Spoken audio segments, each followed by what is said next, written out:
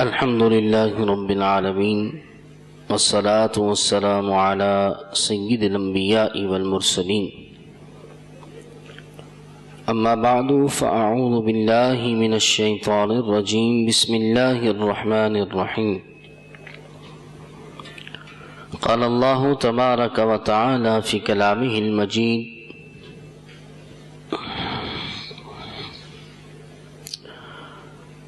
أم حسبت أن أصحاب الكهف والرقيم كانوا من آياتنا عجبا إذ أوى الفتية إلى الكهف فقالوا ربنا آتنا من لدنك رحمة وهيئ لنا من أمرنا رشدا.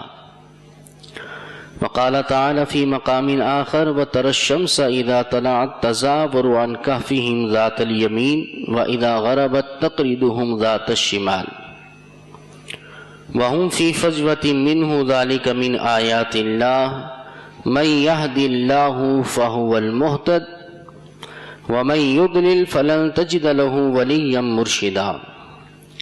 صدق اللہ العظیم. مل کر پڑھیے الصلاۃ والسلام علیک یا رسول اللہ، الصلاۃ والسلام علیک یا حبیب اللہ.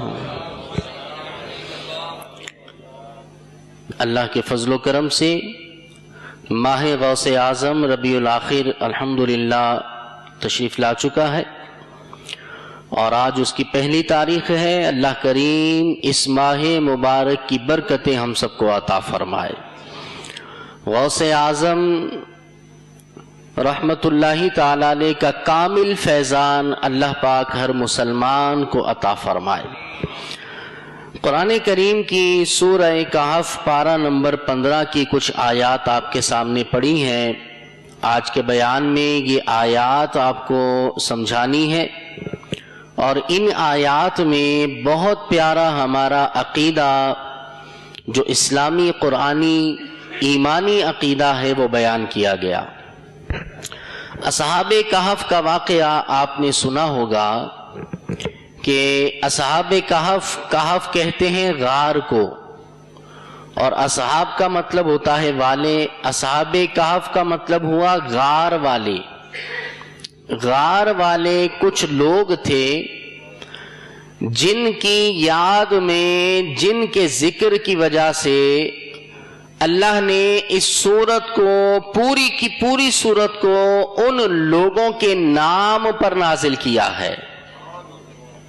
بنی اسرائیل کے وہ لوگ تھے، اور جب حضرت عیسیٰ علیہ السلام آسمانوں کی طرف اٹھا لیے گئے تو اس وقت عیسائیوں کے اندر بڑی بدعمالیاں پیدا ہو گئیں. کئی لوگ جو ہے وہ بت پرست ہو گئے، کافر ہو گئے اور ایمان سے دور ہو گئے، اور بہت کم لوگ جو ہے وہ ایمان والے، اسلام والے بچے. حضرت عیسیٰ علیہ السلام نے جب آسمانوں پر آپ آسمان پر تشریف لے گئے تو آپ کے آسمان پر جانے کے بعد ایک بادشاہ ہوا جس کو دقیانوس کہا جاتا تھا. دقیانوس اس بادشاہ کا نام تھا. وہ خود بت پرست تھا اور بتوں کی عبادت کیا کرتا، اور بڑا ہی ظالم و جابر بادشاہ تھا. جو اس کی بات نہیں مانتا اسے قتل کروا دیا کرتا. اس نے یہ اعلان کروا دیا کہ کوئی بھی بندہ مسلمان بچنا نہیں چاہیے، سارے کے سارے لوگ بتوں کی عبادت کریں. اور اس نے سپاہیوں کو بول دیا کہ جو بھی بتوں کی عبادت سے انکار کرے اسے قتل کر دیا جائے. ہزاروں لاکھوں لوگوں کو قتل کر دیا جاتا ہے. اب اللہ نے اپنے دین کی حفاظت ہر دور میں کی ہے، چاہے فرعون کا دور ہو، نمرود کا دور ہو، کوئی بھی دور ہو، اس دور میں کوئی نہ کوئی مسلمان ہر دور کے اندر لازمی باقی رہا ہے. تو اللہ نے اپنے دین کی حفاظت تو کرنی تھی، دین کی حفاظت کا ذمہ اللہ نے اپنے کرم پر لیا ہے، تو کچھ لوگ ایسے تھے جو آپس میں دوست تھے، تو انہوں نے آپس میں مشورہ کیا کہ ہم یہ دقیانوس کے ہاتھوں لگ گئے تو یہ ہمیں بھی مروا دے گا، لہٰذا ہم آپس میں مل کر کسی دور پہاڑ کی غار میں چلتے ہیں اور وہاں جا کر اپنے رب کی عبادت کرتے رہیں گے تاکہ اس دقیانوس بادشاہ کے ظلم سے بھی بچے رہیں، اور اسی طرح ہم جو ہے اللہ رب العالمین کی عبادت وہاں پر کرتے رہیں۔ لہذا اس ارادے سے اصحاب کہف اس غار کی طرف اپنی بستی سے رات کے وقت میں نکلتے ہیں، اور رات کے وقت میں نکلتے ہیں، سفر شروع کرتے ہیں، اور سفر جب ان کا جاری ہوتا ہے تو پھر ایک کتا بھی ان کے پیچھے پیچھے ہو جاتا ہے۔ آپ نے سنا ہوگا اصحاب کہف کا کتا۔ اب اصحاب کہف جا رہے ہیں اس غار کی طرف اور اس ظالم بادشاہ سے بچنے کے لیے جا رہے ہیں، لیکن یہ کتا راستے میں ان کے پیچھے ہو جاتا ہے۔ عامر بھائی بولو تھوڑی آواز اس کی نا۔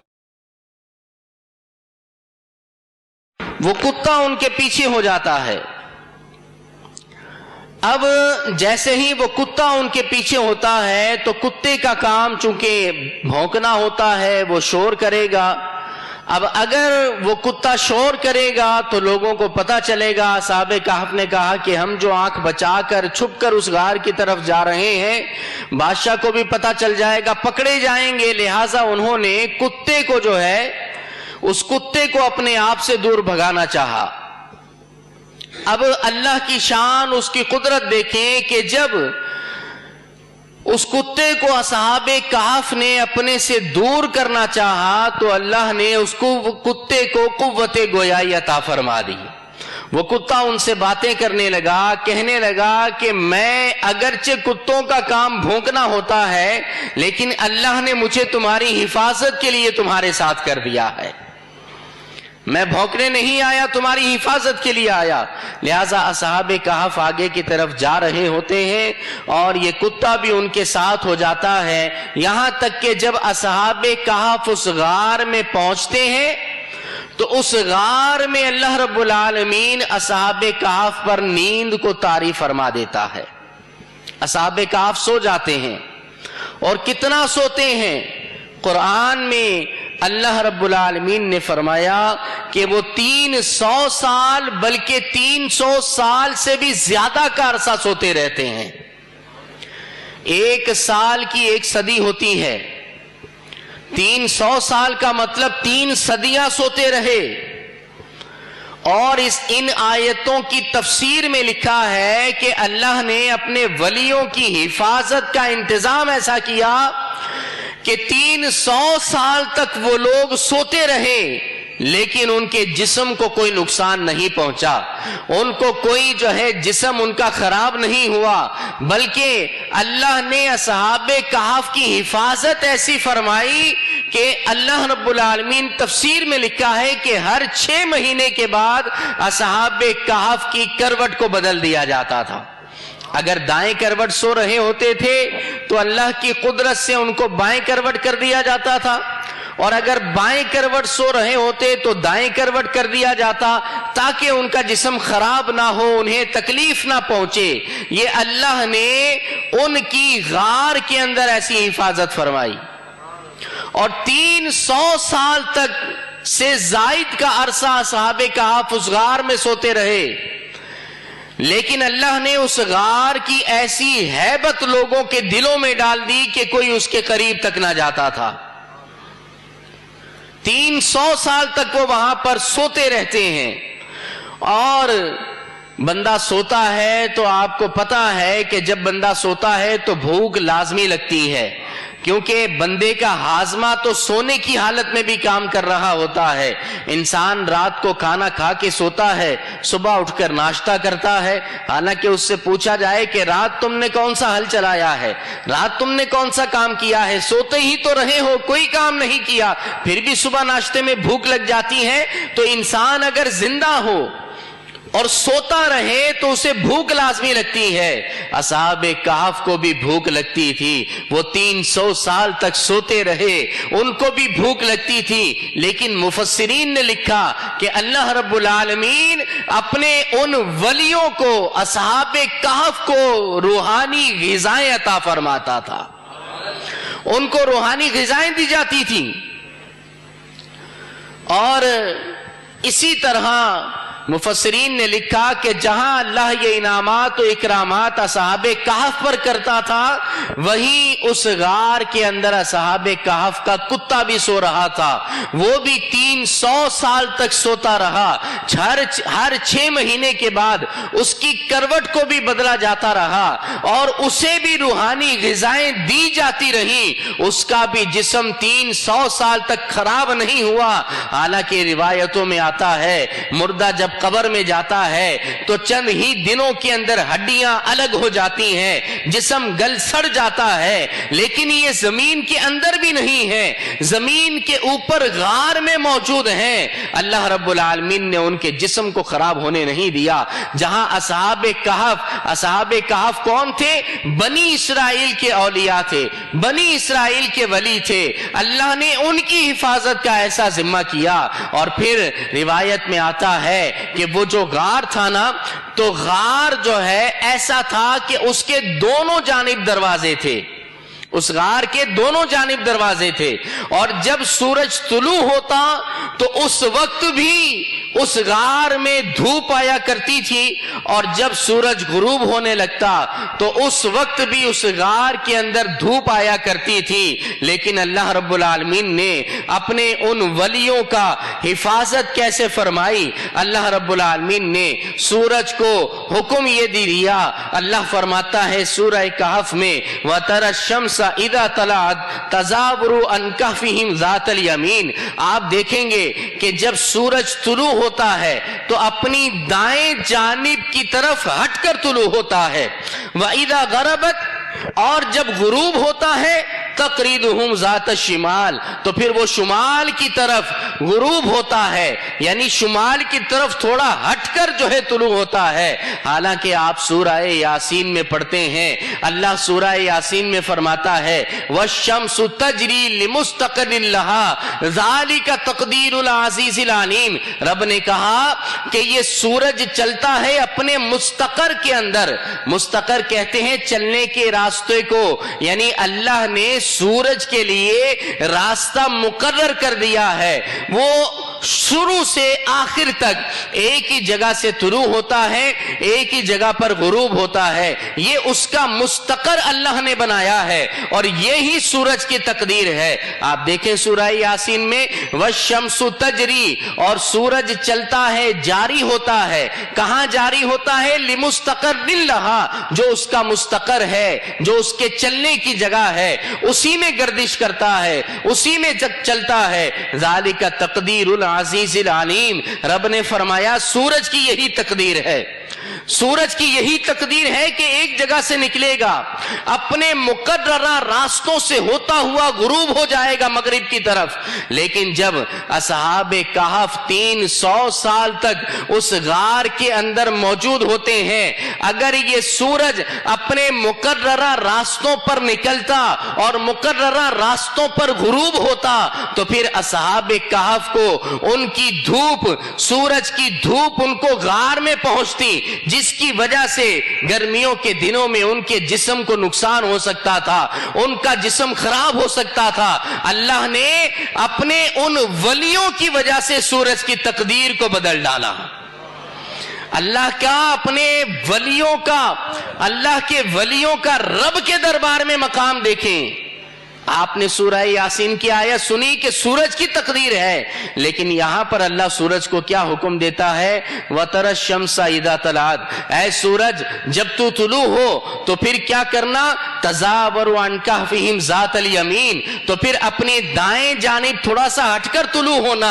اور اے سورج اِذَا غَرَبَتْ, جب تو غروب ہونا تو پھر کیا کرنا؟ تَقْرِدُهُمْ ذَاتَ الشِّمَالِ, تو پھر تم تھوڑا شمال کی طرف اپنے بائیں جانب ہو کر غروب غروب ہونا، اللہ رب العالمین نے سورج کی تقدیر کو بدل دیا اور فرمایا اپنی جگہ سے ہٹ کر طلوع ہونا، اپنی جگہ سے ہٹ کر غروب ہونا، تاکہ میرے ولیوں کو کوئی نقصان نہ پہنچے۔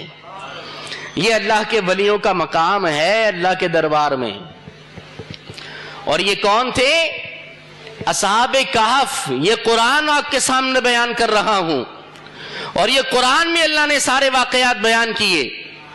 یہ اللہ کے ولیوں کا مقام ہے اللہ کے دربار کے اندر، کہ سورج کی تقدیر کو بھی اپنے ولیوں کی وجہ سے پلٹ دیتا ہے۔ اور دیکھیں، یہ تو اللہ نے اپنے ولیوں کی حفاظت اس طرح فرمائی۔ اور یاد رکھیں، یہ لوگ تھے اصحاب کہف، بنی اسرائیل کے ولی تھے، حضرت عیسیٰ کی امت میں اللہ کے ولی تھے۔ یاد رکھیں، یہ اسلامی عقیدہ ہے، جس طرح ہمارے نبی سیدنا محمد مصطفیٰ صلی اللہ علیہ وسلم تمام انبیاء سے افضل ہیں، آپ سردار انبیاء ہیں، امام الانبیاء ہیں، سید المرسلین ہیں، تمام نبیوں رسولوں سے افضل و اعلیٰ ہیں۔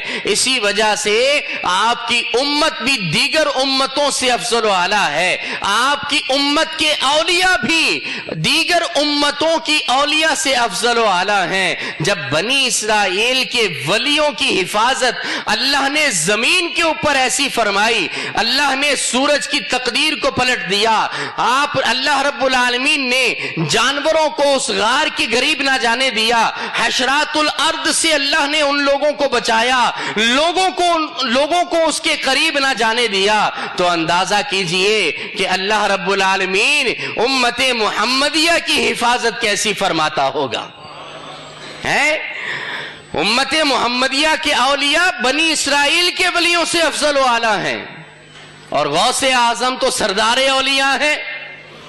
اور پھر آپ دیکھیں کہ جہاں یہ ساری برکتیں اللہ نے ان اصحاب کہف کو عطا فرمائی، وہیں پر اللہ رب العالمین نے اس کتے کو بھی اس کتے کو بھی یہ برکتیں عطا فرمائی۔ بلکہ آپ دیکھیں، اسلام یہ کہتا ہے کہ جس گھر میں کتا ہوگا اس کے اندر رحمت کے فرشتے نہیں آئیں گے۔ اللہ کریم اس جانوروں کو گھر میں پسند نہیں کرتا، شکاری کتے اور دیگر جو شرائط ہیں وہ الگ ہیں، لیکن آپ دیکھیں کہ اسی کتے کے نسل میں سے اسی کتے کا ذکر اللہ نے قرآن میں فرما دیا ہے۔ اب اس کو پڑھیں گے تو 10 نیکیاں ملیں گی۔ کیا فرمایا رب نے؟ سَيَقُولُونَ ثَلَاثَةٌ رَابِعُهُمْ كَلْبُهُمْ۔ اگر لوگ کہیں گے صحابہ کہف کتنے تھے، اگر لوگ کہیں تھے کہ 3 تھے، رَابِعُهُمْ كَلْبُهُمْ، اللہ فرماتا ہے اس کتے کو نہ بھولنا، چوتھا ان کا کتا بھی تھا، کیونکہ اصحاب کہف کی تعداد میں اختلاف ہے۔ اللہ نے آگے فرمایا وَيَقُولُونَ خَمْسَةٌ، سورہ کہف ہے، اس کی آیت نمبر یہ آپ کے سامنے ہے 22 نمبر آیت ہے۔ اللہ فرماتا ہے وَيَقُولُونَ خَمْسَةٌ، اگر لوگ کہیں کہ اصحاب کہف 5 تھے، اللہ فرماتا ہے سادسہم کلبہم، اس کتے کو نہ بھولنا، وہ بڑا وفادار تھا، اس کتے کی نسبت میرے ولیوں سے ہو گئی تھی، اس کتے کو نہ بھولنا، چھٹا ان کا کتا بھی تھا۔ آپ دیکھیں کتنا رب نے اس کتے کا ذکر قرآن میں کیا۔ اللہ کہتا ہے وَيَقُولُونَ سَبْعَةٌ، اگر لوگ کہیں کہ اصحاب کہف 7 تھے، دیکھیں رب کہتا ہے وَسَامِنُهُمْ كَلْبُهُمْ، سنو 8واں ان کا کتا بھی ان کے ساتھ تھا۔ قرآن میں ذکر تو ابو لہب کا بھی ہے، لیکن وہ مذمت کے ساتھ ہے، اس کی برائی اللہ نے بیان کی ہے، لیکن اس کتے کا جب ذکر کیا تو اللہ رب العالمین نے خیر کے ساتھ ذکر کیا، یعنی اللہ نے اپنے اس کتے کو اولیاء کے تعلق کی وجہ سے یہ ساری برکتیں عطا فرمائی۔ بھئی کتا جو ہے ہمارے اسلام میں اسے پسند نہیں کیا جاتا، آپ اپنے گھر میں رکھیں، رحمت کے فرشتے نہیں آئیں گے۔ تو اس کتے میں ایسی کون سی خاص بات تھی کہ قرآن میں اس کا ذکر آیا اور اتنی برکتیں، 300 سال تک سوتا رہا پھر زندہ ہوا؟ اس کی کیا وجہ تھی؟ کیا وہ کوئی اور مخلوق تھا؟ وہ بھی کتا ہی تھا، وہ بھی بھونکتا ہی تھا، وہ بھی کھاتا ہی تھا، اس کی بھی 4 ٹانگیں تھیں، اس کی بھی دم تھی، وہ بھی ایک عام کتوں جیسا کتا تھا، لیکن جب اس کتے کی نسبت اللہ کے ولیوں سے ہو جاتی ہے، اللہ اکبر، توجہ ہے سب کی، جب اس کتے کا تعلق اللہ کے ولیوں سے ہو جاتا ہے تو وہ اللہ کے دربار میں اتنا مقبول ہو جاتا ہے کہ رب کریم اس کا ذکر قرآن میں فرماتا ہے، بلکہ اللہ کریم اس کتے پر کتنا مہربان ہوا کہ بلعم بن باورا وہ ایسا شخص ہے کہ بلعم بن باورا کی شکل میں یہ کتا جنت کے اندر داخل ہوگا۔ جنت میں جانور نہ ہوں گے، لیکن اللہ نے اس کتے کو جنت میں داخل کرنے کی تدبیر کیا فرمائی کہ بلعم بن باورا اس کتے کی شکل میں جہنم میں جائے گا اور یہ کتا بلعم بن باورا کی شکل کے اندر جنت کے اندر جائے گا۔ یہ ساری برکتیں اس کتے کو کیسے ملی؟ کیا اس نے کوئی نمازیں پڑھی تھی؟ کیا اس نے زکوٰۃ دی تھی؟ اس نے حج کیا تھا؟ کون سی اس نے نیکی کی تھی؟ کوئی نیک عمل نہیں کیا، صرف اس نے اللہ کے ولیوں سے اپنے تعلق کو جوڑا تھا۔ وہ کتا اصحاب کہف کے ساتھ ہو گیا تھا، اس لیے موضوع قرآن بھی بنا، اور اسی طرح وہ جنت میں بھی جائے گا۔ ارے اگر کوئی بندہ کہے کہ ولیوں سے تعلق رکھنے کا فائدہ کیا ہے، ولیوں کا مرید ہونے کا فائدہ کیا ہے، ان سے اپنی نسبت کو قائم رکھنے کا فائدہ کیا ہے، بندہ اس سے کہے کہ اے ظالم، قرآن کو اٹھا کر دیکھ لے، اصحاب کہف کے واقعے کو پڑھ کر دیکھ لے۔ ہمارا عقیدہ ہے کہ جتنی برکتیں اللہ نے اس کتے کو اصحاب کہف کی وجہ سے عطا فرمائی، اللہ کریم غوث اعظم کی وجہ سے، ان سے نسبت کی وجہ سے، اپنے پیر و مرشد کی نسبت کی وجہ سے اللہ اس سے زیادہ برکتیں ہمیں عطا فرمائے گا۔ کیوں؟ کہ ہماری امت بنی اسرائیل سے افضل ہے، اس امت کے اولیاء بنی اسرائیل سے افضل و اعلیٰ ہیں۔ تو اگر کوئی کہے نا کہ پیروں فقیروں کے ساتھ اپنا تعلق رکھنے کا کوئی فائدہ نہیں ہے، اگر کوئی کہے نا کہ پیر بنانے کا کوئی فائدہ نہیں ہے، تو پھر اسے اس کتے کا بتا دیں کہ وہ کتا ہو کر، بے عقل ہو کر، جانور ہو کر مرید نہیں بنا، نمازیں نہیں پڑھی، زکوٰۃ نہیں دی، حج نہیں کیا، صرف ایک تعلق ہی قائم کیا نا، صرف ان کے ساتھ سوتا ہی رہا، صرف ان کے ساتھ نسبت کو قائم کیا، تو وہ ایسا مقبول بارگاہ الہی ہو گیا، قرآن میں اس کا ذکر آیا اور جنت میں وہ کتا جائے گا۔ اگر اس نسبت کے علاوہ، یہ لائن بڑی قابل غور ہے، توجہ رکھنی ہے، اگر اس کتے کے جنت جانے کی وجہ ولیوں سے نسبت کے علاوہ کوئی اور ہے تو کوئی لا کر کسی مستند تفسیر سے دکھا دے، قرآن سے لا کر دکھا دے کہ یہ کتا جنت میں کیوں جائے گا، اس کتے کا قرآن میں ذکر کیوں آیا، صرف اس وجہ سے آیا کہ اس نے اپنے اللہ کے ولیوں سے جو ہے ایک تعلق کو قائم کر دیا۔ لہٰذا آپ دیکھیں ایک یہ بھی کہ رب نے ان ولیوں کی حفاظت فرمائی۔ ہم جو مزارات پر جاتے ہیں، ارے وہ رب قدیر، وہ ارحم الراحمین جو زمین کے اوپر 300 سال تک اپنے ولیوں کی ایسی حفاظت فرماتا ہے کہ ایک چونٹی تک ان کو نہیں کاٹتی، تو پھر زمین کے نیچے کیا اللہ کریم ان کے مزارات میں ان کے لاشوں کی حفاظت نہیں فرماتا؟ ہم جاتے ہیں تو کسی بت کے پاس نہیں جاتے، ہم جاتے ہیں رب کے پیاروں کے پاس جاتے ہیں، ہم جاتے ہیں اللہ کے دوستوں کے پاس جاتے ہیں، اور یہ قرآن سے ثابت ہے۔ تو بہرحال تعلق اور نسبت جو ہے نا ایک اللہ کے ولیوں سے ہونا، یہ بڑا فائدہ دیا کرتا ہے۔ اسی سورہ کریمہ کی میں آپ کو ایک آیت کریمہ سناتا ہوں، آپ دیکھیں اللہ نے فرمایا وَتَرَى الشَّمْسَ إِذَا طَلَعَتْ تَزَاوَرُ عَنْ كَهْفِهِمْ ذَاتَ الْيَمِينِ وَإِذَا غَرَبَتْ تَقْرِضُهُمْ ذَاتَ الشِّمَالِ وَهُمْ فِي فَجْوَةٍ مِّنْهُ، یہاں تک کا ترجمہ تفسیر آپ سن چکے، آگے چلیں۔ ذَلِكَ مِنْ آیَاتِ اللَّهِ، اللہ فرماتا ہے یہ میری نشانیوں میں سے ایک نشانی ہے، یہ میری آیت ہے۔ اور پھر اللہ کا کیا فرماتا ہے، مَن يَهْدِ اللَّهُ فَهُوَ الْمُهْتَدِ، یاد رکھو جسے اللہ ہدایت دیتا ہے نا وہی یہ ساری باتیں سمجھتا ہے، جسے اللہ ہدایت دیتا ہے وہی ہدایت پاتا ہے۔ یہ میں نہیں کہتا، رب کہتا ہے قرآن میں، آپ کے سامنے آیت قرآن ہے۔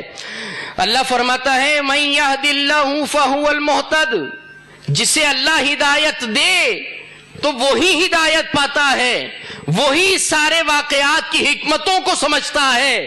اور آگے اللہ فرماتا ہے ومن یضلل، اور جو گمراہ ہوتا ہے، جو راہ راست سے بھٹکا ہوتا ہے، جو سیدھی راہ سے الگ ہوتا ہے، اللہ فرماتا ہے فلن تجد لہ ولیا مرشدا، تم اس کا کوئی مرشد نہ پاؤ گے۔ وہ بے پیرا ہوتا ہے، وہ بغیر مرشد کے ہوتا ہے۔ علماء نے فرمایا نا کہ من لا شیخ لہ فشیخہ الشیطان، جس کا کوئی پیر نہیں ہوتا اس کا پیر پھر شیطان ہوتا ہے، پھر شیطان ہی اس کے پیچھے لگا رہتا ہے، وہ شیطان کے وسوسوں میں ہی لگا رہتا ہے، شیطان اسے راہ راست پہ آنے نہیں دیتا۔ اب یہی آیتیں آپ ایمان والوں کے سامنے پڑھ کر بیان کی جا رہی ہیں، آپ سبحان اللہ ماشاءاللہ کہتے ہیں، آپ کا ایمان تازہ ہو جاتا ہے۔ یہی آیتیں جب کچھ لوگوں کو بیان کی جائیں، ان کو سمجھایا جائے، ان کو اس کے اندر جو ہے وہ نیگیٹیوٹی نظر آتی ہے، ان کو کچھ اور ہی نظر آتا ہے، وہ رب نے پہلے ہی بتا دیا وَمَن يُضْلِلْ فَلَن تَجِدَ لَهُ وَلِيًّا مُرْشِدًا، جس کے اللہ گمراہ کرتا ہے پھر اسے یہ باتیں سمجھ نہیں آتی، اسے یہ واقعات سمجھ نہیں آتے۔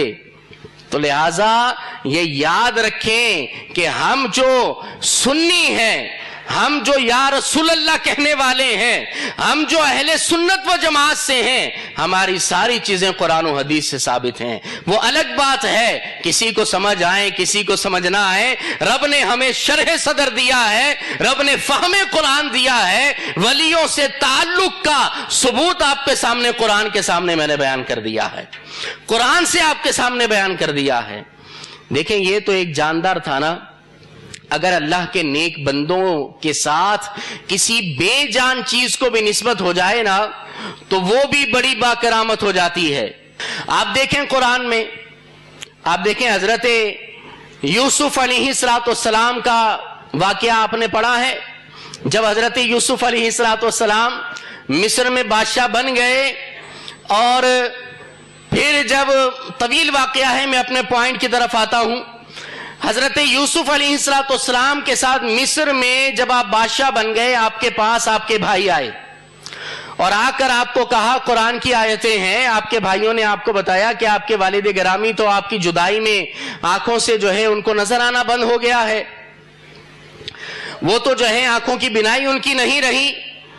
تو حضرت یوسف علیہ السلام نے کیا کیا تھا؟ چاہتے تو دعا کرتے کہ مولا ان کو آنکھیں دے دے، یہ بھی اللہ کے نبی وہ بھی اللہ کے نبی، ہم سے تو زیادہ ان کی دعائیں قبول ہونی ہیں، وہ مستجاب الدعوات ہیں۔ لیکن حضرت یوسف نے کیا کیا؟